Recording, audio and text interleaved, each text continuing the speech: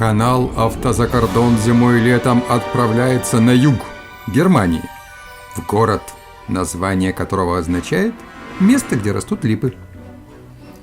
Линдау – исторический город на маленьком острове в восточной части Боденского озера.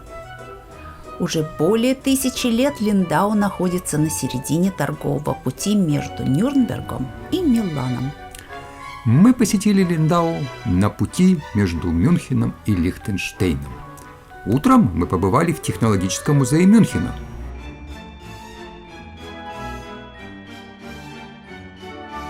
Затем заехали посмотреть замок Нойшванштайн в предгорьях Альп. Заглянули в несколько немецких городков по дороге и добрались до Линдау. А уже вечером оказались в австрийском городе Фельдкирхе. Следующим утром мы познакомились с Лихтенштейном. И об этом один из наших первых фильмов. Остров Линдау соединяется с берегом озера мостом и с 1853 года железнодорожной насыпью. Проехав по мосту, мы заехали на парковку. Если досмотрите до конца, то узнаете, какие неожиданности могут подстерегать путешественников в таких местах. История Линдау начинается с аббатства. Оно упоминалось еще в 882 году.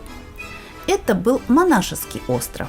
Здесь было две обители – женская и мужская.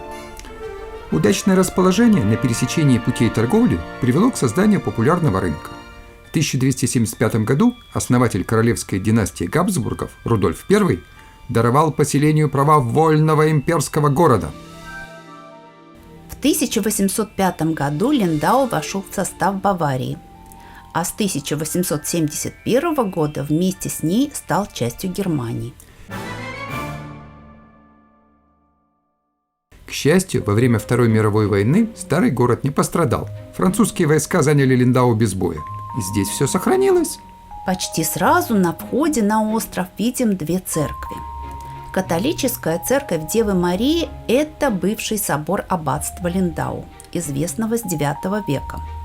Нынешняя приходская церковь построена в середине XVIII века в стиле рококо. Евангелическая церковь Святого Стефана самая большая в городе. Башня луковой формы имеет высоту 58 метров. Большой колокол был отлит в 1608 году. Но он 4 раза трескался.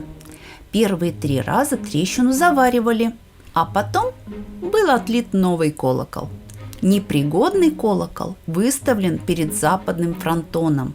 На нем изображены гербы Линдау и других имперских городов. На рыночной площади, рядом с этими двумя церквями, фонтан со статуей Нептуна. Здесь же городской музей. Он располагается в доме в стиле барокко и украшен фасадной росписью. Вскоре попадаем на Максимилианштрассе. Это главная улица города, названа в честь короля Максимилиана II. Он превратил Линдау в главный порт Баварского королевства. На этой же улице находится старая ратуша. У нее ренессансный расписной фасад середины XVI века и старинные колокола. Новая ратуша находится прямо рядом со старой ратушей. Здесь в 11 часов 45 минут утра звучит карельон. И мы его послушаем тоже.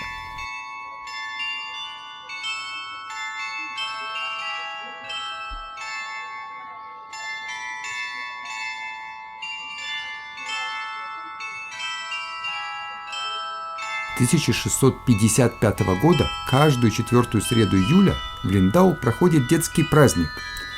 Он называется Линдауэр Киндерфест. На этот праздник девочки традиционно приходят в веночках из цветов и с лукошками. Ой, диви, які українські дівчата у віночках.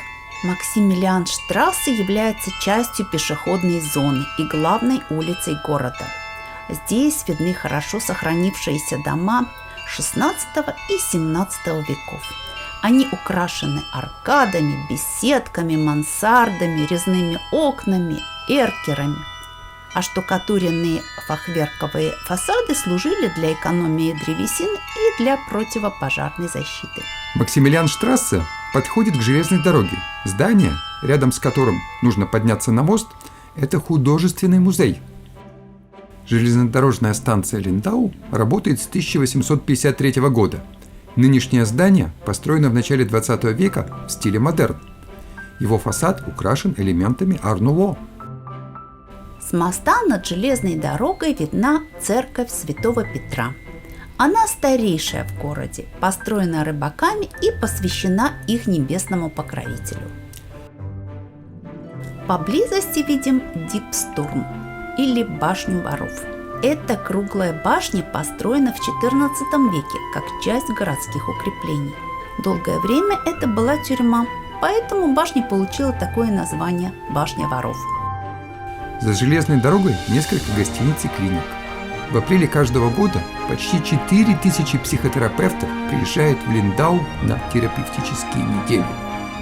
Созерцание Боденского озера навевает разнообразные мысли о судьбах Европы. Например, о многочисленных германских княжествах, попеременно воевавших друг с другом. Кстати, как след феодальной раздробленности, пороховая башня на берегу. Правда, сейчас она используется для встреч и торжеств. На противоположном от Линдау берегу Боденского озера в него впадает река Рейн. Считается, что река, которая вытекает из озера, это тоже Рейн. Вообще, с точки зрения гидрографии, если в озеро впадает и вытекает река, то это разные реки. Но в данном случае считается, что это части одной и той же реки. Холодные серые воды Альпийского Рейна поначалу не смешиваются с теплыми зелеными водами озера. Это хорошо видно на аэрофото. Но затем более плотные воды реки опускаются на глубину и поднимаются к поверхности возле Линдау. Далее поток идет вдоль северного берега озера, чтобы добраться до Германии и Нидерландов. И сейчас на берегах Боденского озера соседствуют 3 страны. Все немецкоязычные. Германия, Австрия, Швейцария. И еще одна совсем близко. Это Лихтенштейн. Кстати говоря, на некоторых произошедших от латыни языках, например, испанском, «hermano» означает «брат», то есть все жившие севернее люди для римлян были просто братьями. И сейчас на большинстве романских языков Германия называется Альманией, а слово «алеман» – это просто «все люди». Здесь же центр образования для взрослых.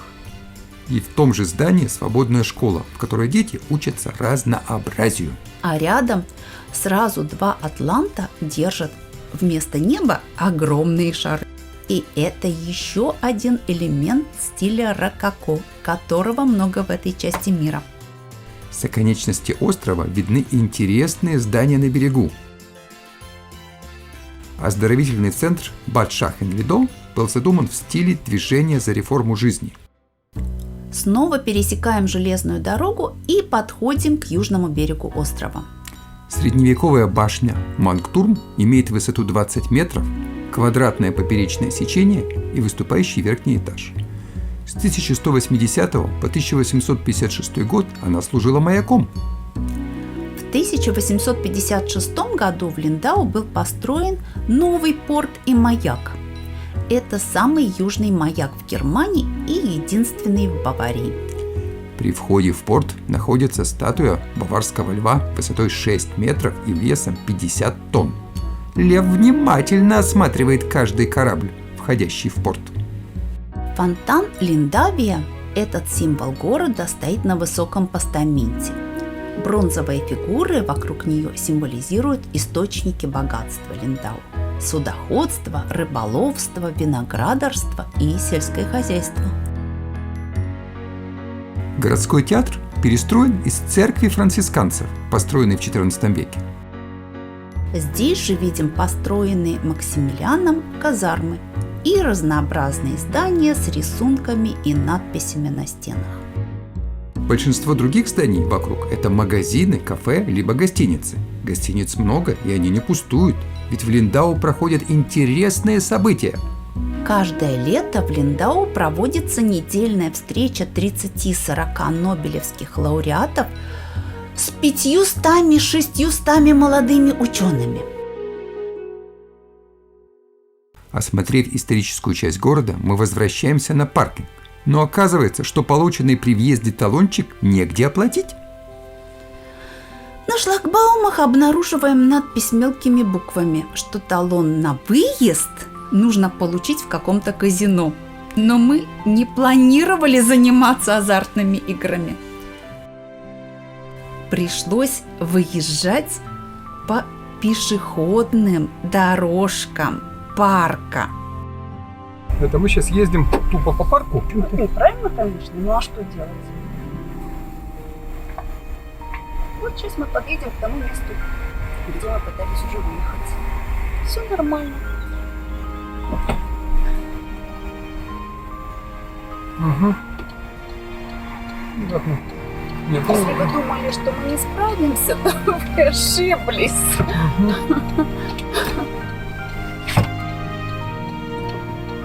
Да, приключения, конечно. Ну, будет что вспомнить.